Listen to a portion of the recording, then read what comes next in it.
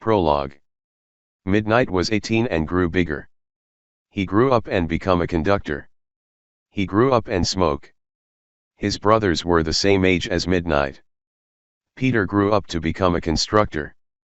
His friends were helping him build around some places such as buildings from stores, houses, schools, and more buildings. They were telling him what to do with these wooden planks and storages. Alan grew up to become a comedian. He wanted to entertain people big by making a good jokes. People were the big fan of Alan since his viral videos went up to 1 million of views. One of his best friends helped him recording videos by using his cell phone with a selfie stick. James grew up to become a meditator and coach at the same time. He teaches kids, teens, and adults to exercise at the same time. He did more yoga exercises on his TV series. After he produced himself to his exercising people, he sold 275 million copies around the medicine stores, supermarkets, cheap stores, and online websites. Midnight. People were getting on the train. After they went on the train, Midnight walked on the train and said, "All aboard." They were inside the train reading books, watch TV, and play inside the train. The conductors were walking on the conducting room. They grabbed their shovels and tore 8 bags of charcoal. They opened the door and grabbed 3 packages of charcoals. They dropped them on the floor. They grabbed each one of the pack of charcoals and pour it on the floor. Midnight points at these 3 shovels to the conductors while he's riding a train. The conductors were getting each one of the shovels. They began to dig the charcoals and throw them on the fire pit. While they're working on the charcoals, the conductors were having a conversation about Midnight's life and asking simple questions. He grabbed a cigarette box and smoked 1 cigarette. He dug on his pocket to find a lighter and grabbed a lighter. The first conductor asked, "Do you have a girlfriend?" Midnight felt like he didn't want to talk about it. He kept smoking and said, "Guys, I'm not answering this question today." The second conductor asked, "Why?" Midnight said, "I just don't." He felt alone and kept smoking. The second conductor felt bad for Midnight. He was about to say something about not getting a girlfriend, but he left no word, striving to think before the third conductor interrupts. The third conductor said and interrupt, "He has life to do, Mick." "What do you mean he has life to do?" asked Mick. "You don't know what he meant," the third conductor grunted. "Work." "I just wanna," Mick said, but the third conductor interrupted. The third conductor said. "No more. You need to mind your own business." Midnight sighed and looked at the rail track road. Later at the outer space in the rocket, the scientists were looking at the green crystal diamond and discuss it. "All right, what kind of animals does this green diamond have?" asked the second scientist. Let me see," the third scientist said, looking at the computer screen. "I see lizards in this green diamond," said the third scientist. "What?" the second scientist said, walking through the computer screen. "He sees so many targets of lizards." Later on, an alarm came on the rocket. "Captain, I heard an alarm," the first scientist said. "The alarm sirens." "What should we do, Captain?" the first scientist said. "I think we should shoot that big-ass diamond," the captain said. They looked at the button, raising the door higher. The button inside has a text on it that says, "Shoot." A captain slammed the button down with his right hand harder. It opens both slide doors at the same time, except that it has 1 missile on each side. The missile launches at the green crystal diamond. It miss. The captain screamed, "Damn." The green diamond locates at Earth on the United States. He pressed the shoot button again, but it finally splits into 4 pieces. While it splits into 4 pieces, the 4 green shattered diamonds still had lizards on them. After he shoots the green diamond, the captain yelled, "Bingo," in front of scientists. The third scientist says, "Look what you missed." He points out these 4 shattered diamonds. The captain shows up and saw the 4 shattered diamonds. "No," the captain shouted. It can't be. Yep, the third scientist said. Midnight kept on riding the train. He checked his device to see if something danger is going on or not. He sees the green diamond on his device. What the fuck? Midnight said anxiously. What's wrong? The second conductor said. Midnight showed the conductors about the green diamond. He puts it out to his conductors. No, the third conductor said. It's here, Midnight said back. The people were continuing watch TV, read books, and more. Some people were looking at the windows while others are having a conversation about something else. Later on, a green diamond is falling near through Midnight's train.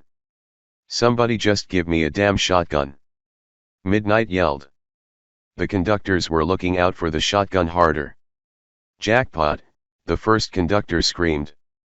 Midnight rolls out faster and running for the shotgun. He grabs the shotgun from the first conductor's hands. He runs through the train pulley and pushes up to stop the whole train. The conductors were opening the door, looking for the weapons. Inside the door, there were more shotguns and revolvers on the room. They grabbed the shotguns and ready to run outside. Before they ready to run outside, they stood on the wall and hide themselves. Midnight grabs the microphone and told everyone on the train, all right, you had to get out of the train right now. People got out of the train faster and screamed. Midnight and his conductors were running through the exit door. First, they ran through the back door on each train bases. Then, they jumped on each train pumps. Finally, they exit the way out. People saw the green diamond, thinking of it as a shooting star. A few people saw Midnight and his conductors running through the green diamond. Midnight has a walkie-talkie right next to his pocket. His walkie-talkie is making a static noise and then hears out the captain's noise. The captain on Midnight's walkie-talkie said, you better shoot out the green diamond before it makes more babies on dem lizards. Right on it. Midnight said back. Midnight pulls out the bullet box and take out 2 bullets. Inside the box, there were 64 bullets on it. The conductors were doing the same as what Midnight had done, except that the conductors didn't have any bullet boxes in their pockets. Midnight grabbed about 18 bullets in all and say, here, take them. The conductors were grabbing 6 of the bullets. They set the bullets in their pockets and took 2 bullets together. They spent their shotguns and put 2 bullets on them. While they set their 2 bullets on their shotguns, the green diamond falls faster to the ground. It's coming nearby, the first conductor said. Midnight screamed, everybody run your asses off. The people were screaming and run themselves back home. After they screamed and run themselves here, Midnight and his conductors were shooting the green diamond before it falls to the ground. The green diamond has holes on it.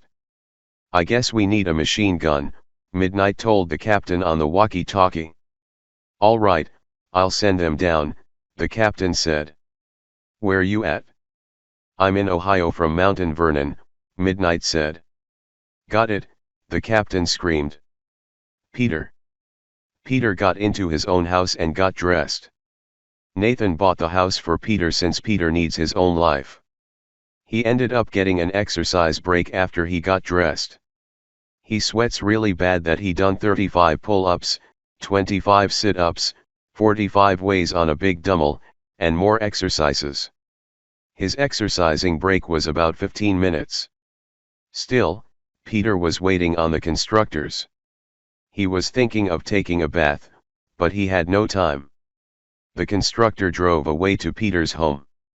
He drove the truck closer to the road where the neighborhood streets were at. He blew the horn to Peter to make him rush to a truck. Come, hurry up, Peter, the second constructor said excitedly. All right, give me a minute, Peter said. Peter is running for his clothes and got dressed. He rushed through the door and got out of his room. He ran on the hallway to the den to get out of his house. He opened the door and kept running faster to a truck. Peter opened the truck door and got in the truck quickly. Hey, the third conductor said. What's going on? Peter asked excitedly. The first conductor drove the way into the streets. The constructors were thinking of getting a breakfast break. He drove from Bay City to Traverse City. While he drove from Bay City to Traverse City, he began to stop at the gas station store. All Peter and the other constructors see is some small cities that came from a country state. There was a gas station named Sonny's Gas Station. After they stopped at the gas store, they began to get out of the truck and walk. "Yeah, I got hungry so bad," Peter said excitedly. "Same thing here," the second constructor said. At the store, they were waiting in line with others. The constructors had followed the line. They checked the menu. Peter went out of line and looked at the menu. "See any orders we want?" the first constructor said. "We see fish sandwiches, chicken tenders, and more," Peter said. Peter stood in line, waiting for others to go out after ordering. After a man orders what he wants, then Peter and the other constructors went next to order. "What did you want to order?" asked the cashier. 10 of the fish sandwiches for each one of us," the first constructor said. "All right, 10 fish sandwiches," the cashier yelled to the friars. The cashier types and punches it in. After the cashier types and punches it in, the cash register on a computer gives them a random number. The receipt prints out immediately. The cashier snatches the receipt and give it to them. "Here's your receipt," the cashier said, giving the receipt to the first conductor. "Thank you very much," the first constructor said, grabbing the receipt. "You welcome," the cashier said. Peter and the other constructors were sitting at the table, waiting for the fish sandwiches. "All right, we got the fish sandwiches," Peter said. "Finally did," the first constructor said, fist bump Peter. They all fist bump each other. Peter had to check his walkie-talkie to come talk about the green diamond after it makes a static noise. "Peter, did you check out the green diamond?" the captain said. "Right on it, sir," Peter said. "What was that?" the second constructor said. They heard the bell ring for an order. "Number 252, the cashier said. The cashier brings out the bag of fried catfish. The man stood up between the benches and walked out to get a bag of fried catfish. "It's my captain," Peter told the second constructor. "I had to check if this green diamond is here or not." Peter grabs his tablet to see the green diamond. "Yep, it comes," Peter said. They all see his tablet. They began to have a conversation about the green diamond.